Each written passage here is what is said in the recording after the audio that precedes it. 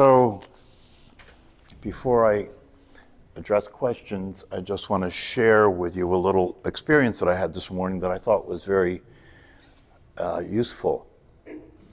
I have an old bulldog. He'd be equal to being almost 80 years old if he was a person, right? So he's old. And because he's a bulldog, he has arthritis and he has joint issues because of his build and all that stuff. And as dogs get older, they pick up weight. So he sleeps in my bed. And in the morning when I get up, I have to get him up or he'll just stay in the bed. You know, I mean, he's old. And so when I go to get him up, I have to he doesn't want to get up, right? So I have to turn him around and pull him over to the edge of the bed, and then I have to lift him off the bed and put him on the floor.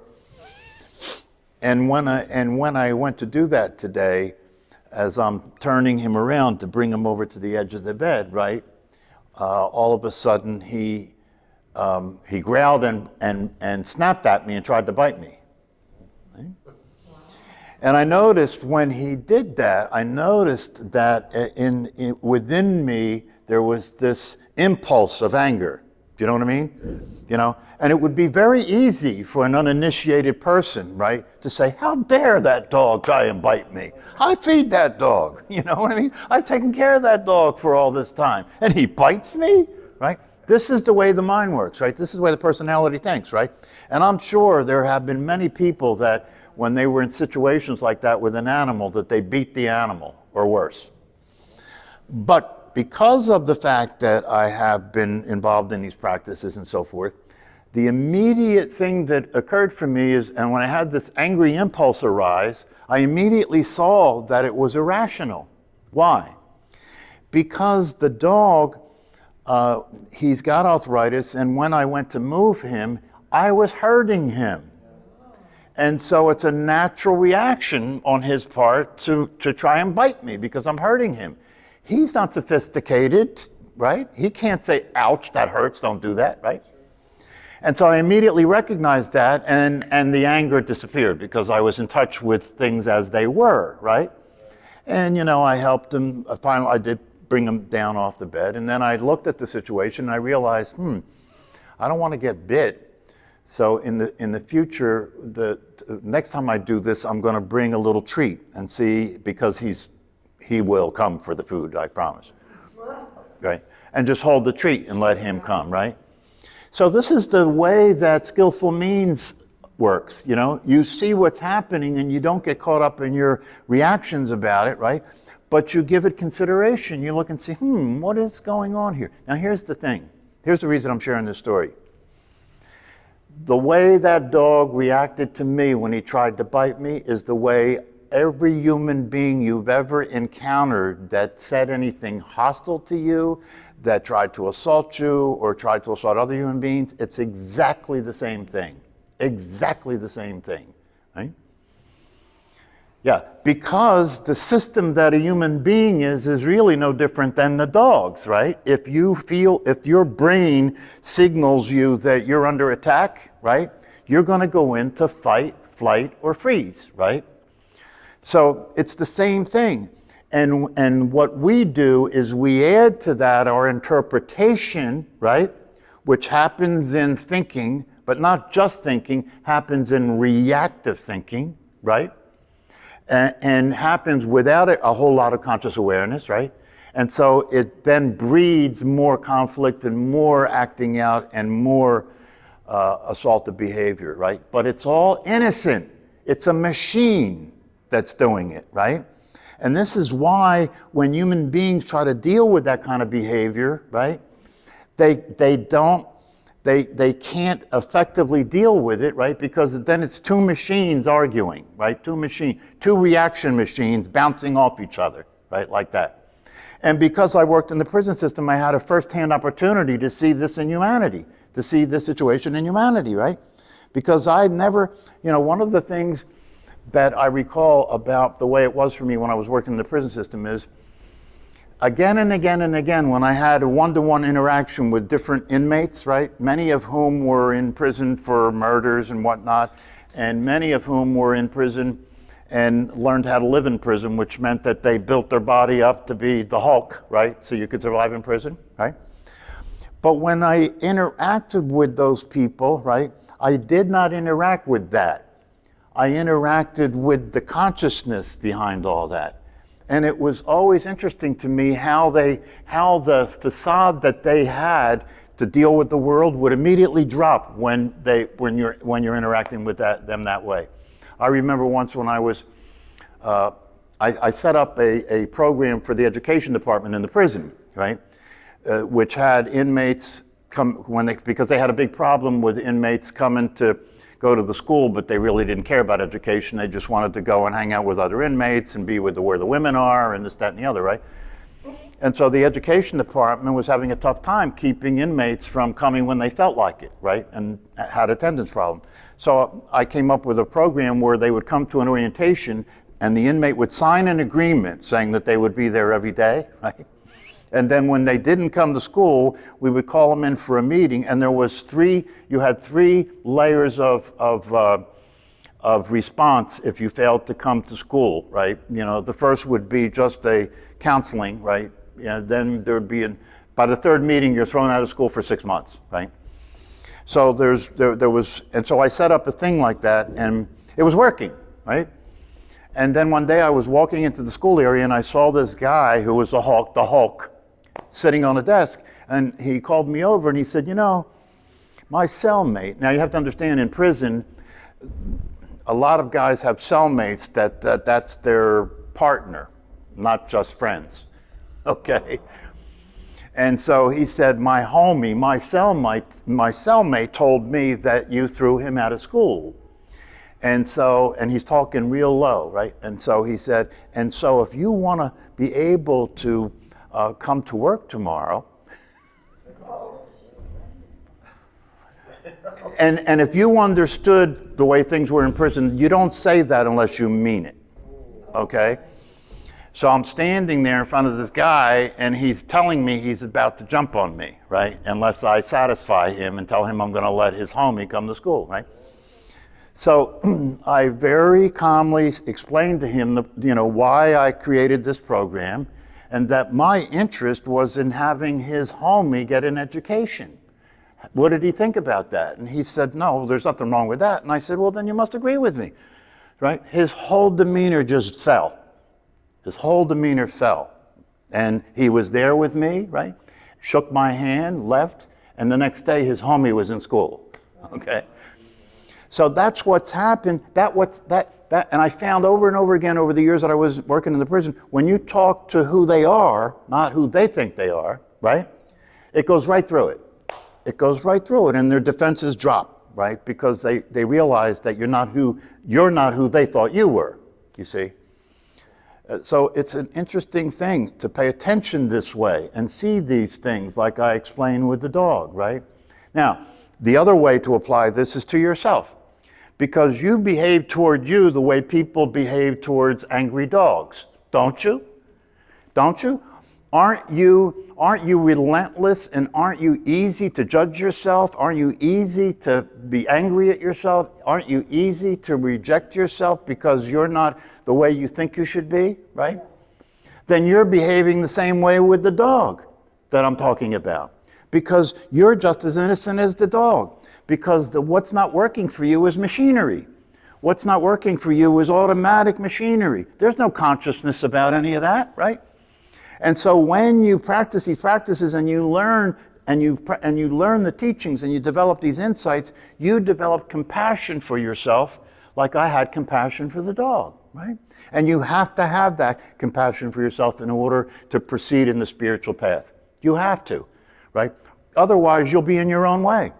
Otherwise, you'll be judging and evaluating yourself all the time and undermining your success and your progress. Whether we're talking about meditation, whether we're talking about the way you're operating in your relationships, whether we're talking about the way you're operating in relationship to the life, to human life, right? All those things are true. That if you don't understand how this works, you will think that your behavior has to demonstrate your enlightenment. And it doesn't, and it won't, and it can't, because enlightenment means you know the truth, but your brain hasn't learned it yet. You understand? Your brain hasn't learned it yet. So when you know the truth and you have a direct experience of your own awareness, right? That's the beginning, not the end. That's the beginning. It's like they say in Zen, first wake up, then grow up, right? Because when you wake up, you will wake up to a child. When you wake up, you'll wake up to yourself as about a 6-year-old child. If you look at your behavior, that's about accurate, right? So you need to grow up. Once you wake up, you can use that awareness to monitor your craziness. You can use that awareness to be aware of when you're being triggered and when you're going into that adolescent behavior, when you're going into that infantile behavior. And when you see you're going into that, right, the first thing you do is stop. Don't keep going. Stop. Look. You know, stop, look, listen, pay attention. Notice the machinery that's running, right? And then be aware of the fact that you are not that machine. You're not that machine. You therefore don't have to continue to be that machine. You don't have to continue to express that machine in your speaking and in your behavior. Whether that speaking and behavior is in relationship to yourself or in relationship to people around you, right? So that's why when when one of my teachers used to say the way he could tell how enlightened one of his students was to ask the person's partner, not them, right? If it's a husband, ask the wife, how's he? If it's the wife, ask the husband, how's she? They're going to tell you the truth, right? And so that's one of the reasons why you should be looking at life and the people you're closest to as your teachers, right? And the people who you can't stand the most have the most to teach you. Do you understand? Because why? It's testing your awareness. You say you know who you are, prove it. Prove it. If you know who you are, then when you get up in the morning as you go through the day, are you being who you know you are? Or are you being what the mind tells you you are?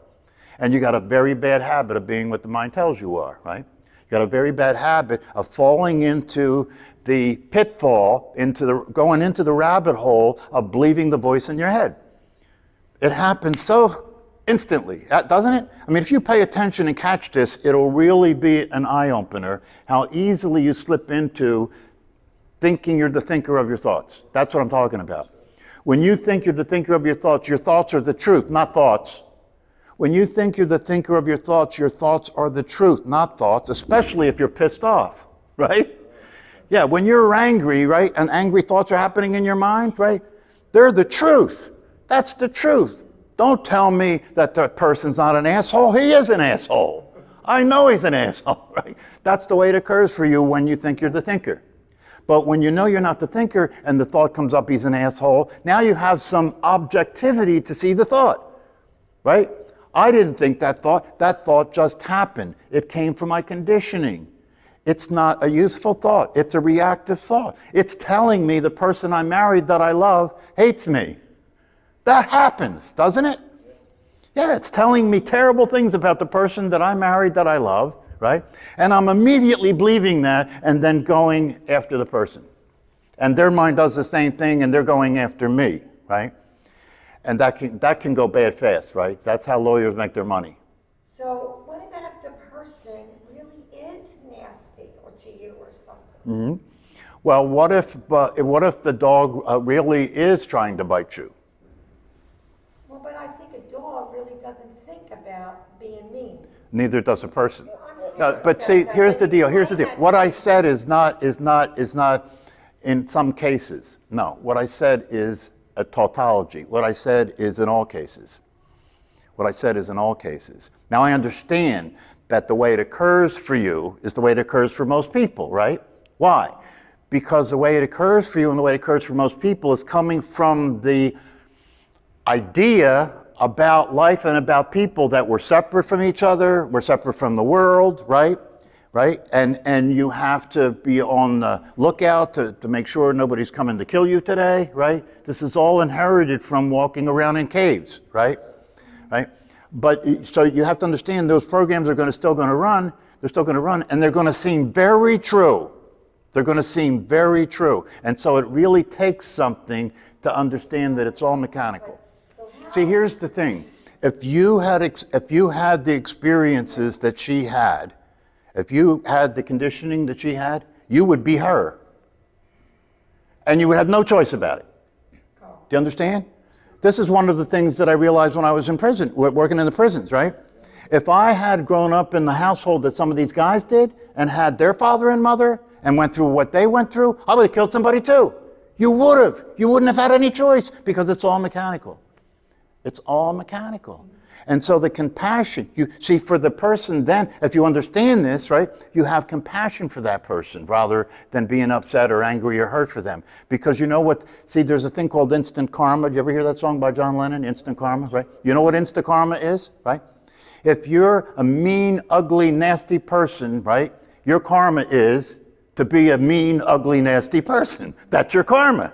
That can't be fun.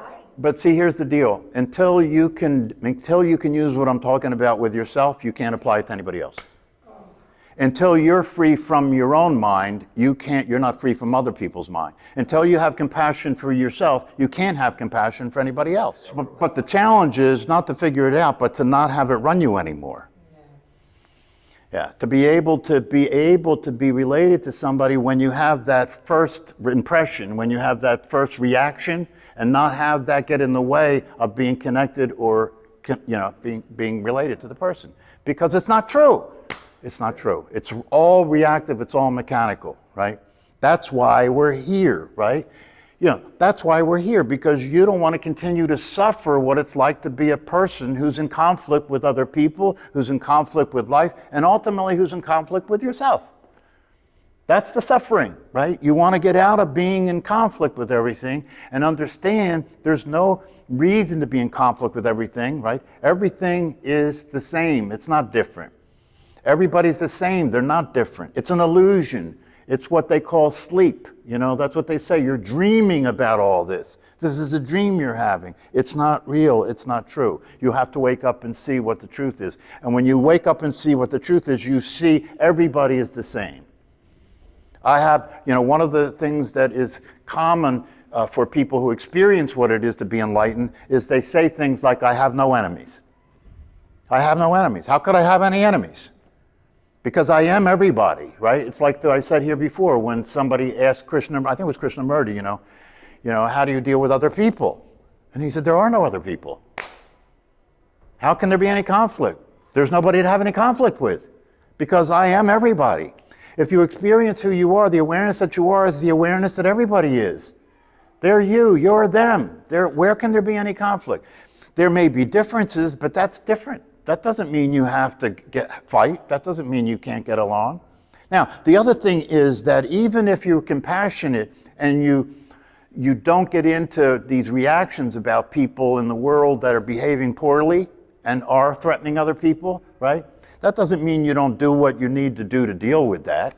Yeah, but there's a big difference between that and having it hurt your health. There's a big difference between that and driving yourself crazy about it. There's a big difference between that and getting into unnecessary conflict with people. That's true. Yeah. Made me sicker. So this is what an enlightened way of being is all about. But in order to do that, you have to commit yourself to changing your brain, and you have to commit yourself to studying these teachings and developing the insight that's involved in these teachings so you can begin to apply it. Not just understand it conceptually. The same thing when it comes to yourself. Self-realization can't happen if you only know about yourself as a concept. No. Self-realization means that you're realizing by a direct experience of yourself who you are. That the awareness.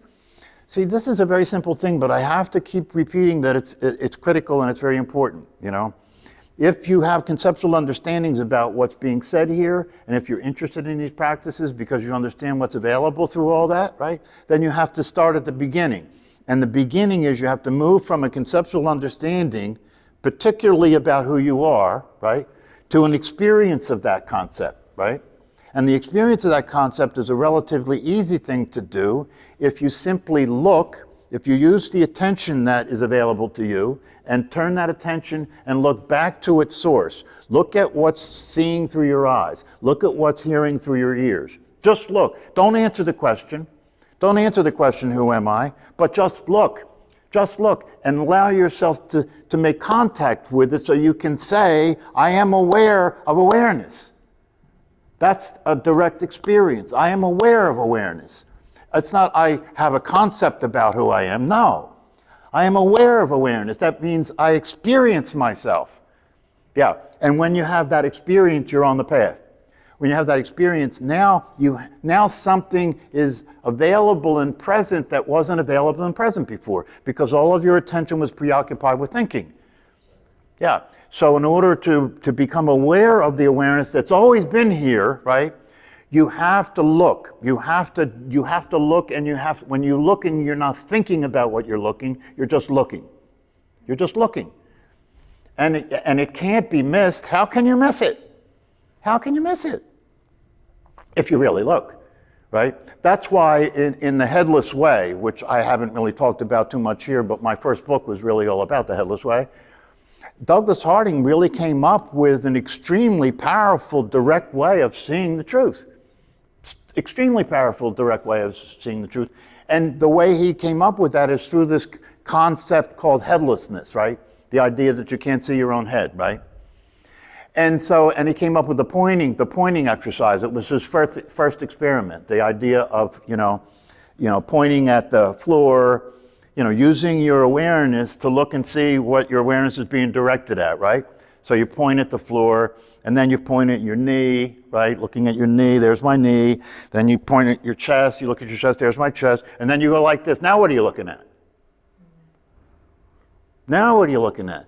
And I've seen this experiment being done with people in workshops with Richard Lang, the guy who took up the work of Harding when he died, right? And it's always an interesting thing, because there are people in the room that say, I don't know what you're talking about. I'm pointing at my nose. What are you talking about? I'm pointing at my face. What are you talking about, right? And so they're looking, but they're not seeing, you see?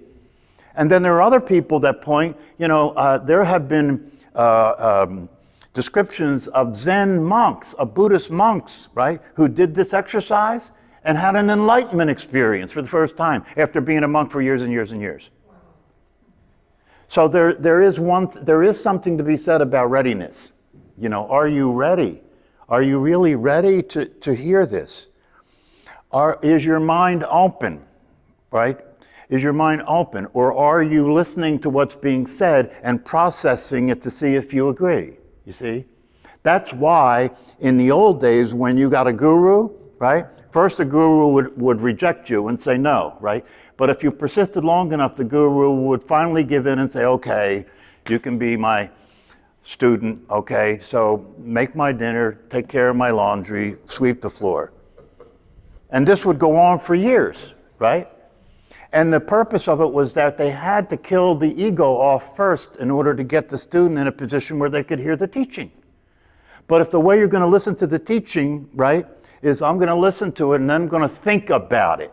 And I'm going to think, do I agree with that? Does that sound right? Does that make sense to me? I don't know. I don't know if I can accept that. I'm going to have to consider it. It doesn't make sense. It doesn't fit things.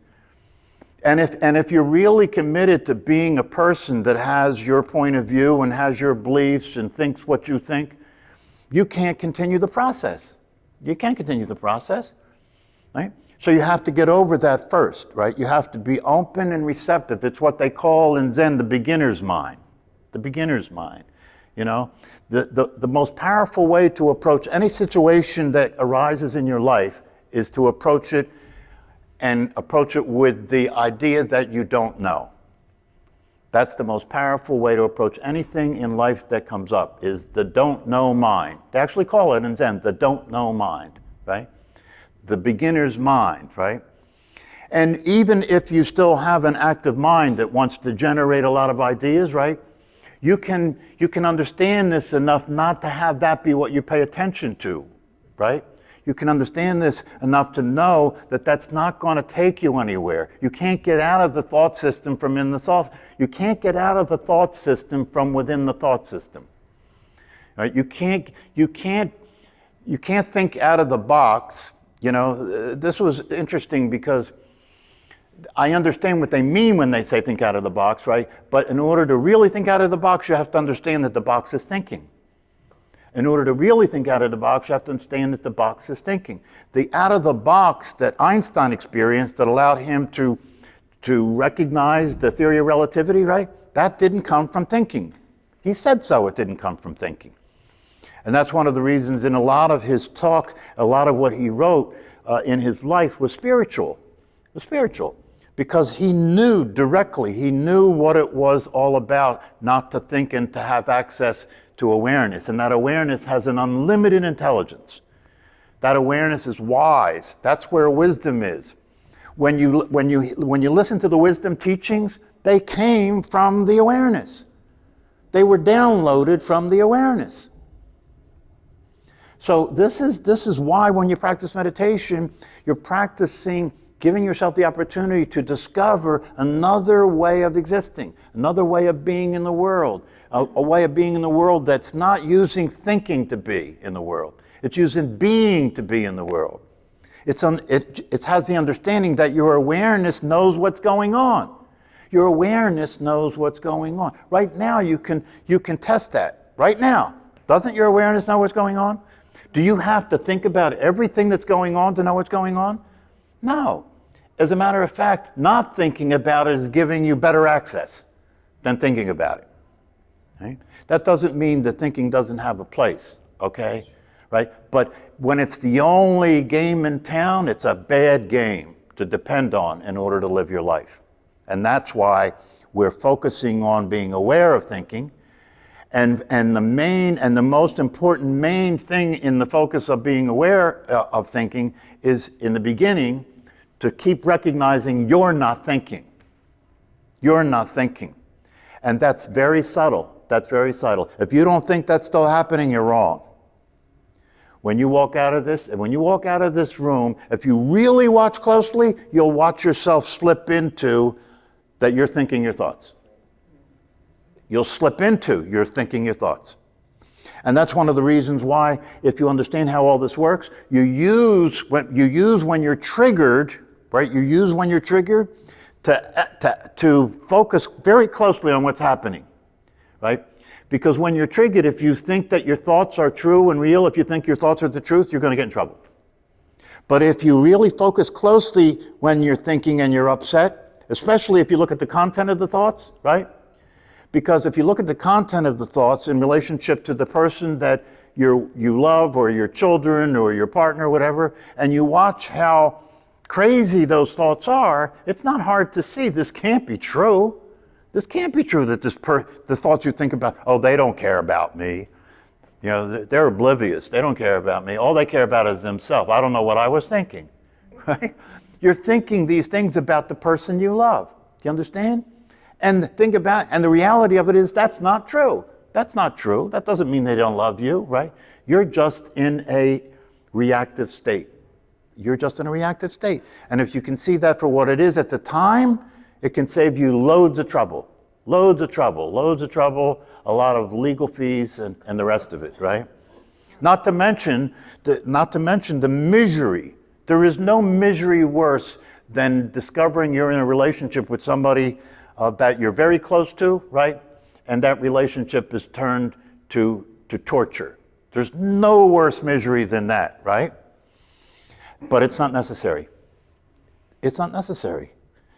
You can eliminate all that by giving attention and energy and paying your dues, getting your chops when it comes to meditation, paying your dues, doing the work that needs to be done in order for you to be awake. And then get up in the morning, every morning get up in the morning and begin your practice. Not just the formal practice of meditation. No. Get up in the morning and begin your practice of paying attention to the thought process, paying attention to the emotions, paying attention to the physical sensations, right? Not just in formal meditation, all the time. All the time. And whenever you get triggered, right? Or whenever there's negative, useless, unrealistic thinking going on, right? Move your attention out of that. You don't have to stay there. You can redirect your attention. That's what you're practicing when you practice meditation. Is it easy? No. Is it hard? Yes. Does it work? Yes. And the only way you're going to get the results that it offers you is by being persistent, being diligent, continue to study to motivate yourself, not to give up, right? And that's why you need a guide, you need teachers, you need a sangha, you need a community, you need everything you can muster up to get leverage against the way your mind's going to operate automatically, right? But if you do this the way it's meant to be done, you will start to come out of the dark. You'll start to wake up in the middle of being crazy and see it, right? And those experiences are profound. Those are the kind of experiences that are life-changing, aren't they? Yeah.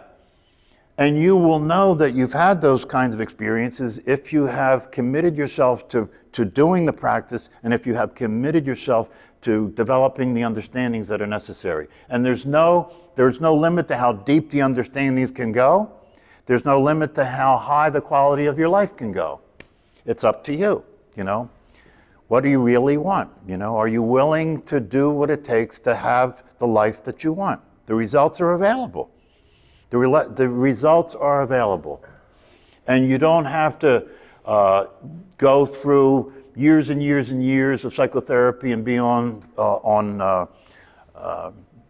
prescribed medications to control your symptoms. No, all you have to do is practice and wake up and pay attention and be willing to maintain consistency in this process. And eventually you'll start seeing the light. Eventually you'll start feeling a difference. You'll start seeing that, you'll start noticing at some point, if you stay with this, right, that life continues to be the way life goes, right? Sometimes it's up, sometimes it's down, sometimes you feel good, sometimes you feel bad, right? Sometimes you're in a bad mood, sometimes you're in a good mood. That continues to happen, right? But who you are changes from being the wave to the ocean. But who you are changes from going up with the up and down with the down. No, you can stay consistent. You can stay in a consistent place of satisfaction, a consistent place of clarity while the up and down's going on, right? That's what I was talking about earlier in terms of you can't look at the behavior of somebody and know whether they're enlightened or not. You can't, because it's not about that. It's about the awareness is not the same as the person, the personality, or the behavior of the person and the personality. And the awareness gives you the freedom from experiencing yourself as that. So life keeps happening, right? But the experience of it is different because it's not happening to me anymore, it's just happening. It's not happening to me anymore, it's just happening. Because the me that I thought it was happening to, right, doesn't exist. Doesn't exist. But you believe it does, and you have thought it, and everybody else thinks it does, right? And so that's the challenge you have to face every day. But if you continue to do this work, right, and you do it with diligence, and you don't let the mind interfere, right? What I mean by that, the mind will try and interfere with your meditation practice. It's when the voice in your head says, you don't need to do this right now, you can do it tonight. No, you shouldn't do this right now, you're too upset, right? Or you can't do this, your mind's too busy, this isn't for you, you should do something different. That's your mind trying to stop you from practicing meditation. It's the same mind that's telling you to do all the rest of the stuff that doesn't work in your life. Right? So when are you going to wake up and realize that? Yeah, you open the refrigerator and there's a piece of cake in there, right? And the voice in your head says, oh man, it's not going to hurt anything, come on, you know. So you give in to that and you put your finger in and you taste it, you know. And that same voice says, you shouldn't have done that. Why'd you do that? You know you shouldn't be eating all the sweet stuff, right? And you're caught in the middle. That's what makes you feel like you're crazy, right? On one hand, I thought it was a good idea, and then the next thing I found out it was a bad idea. How the hell do I proceed?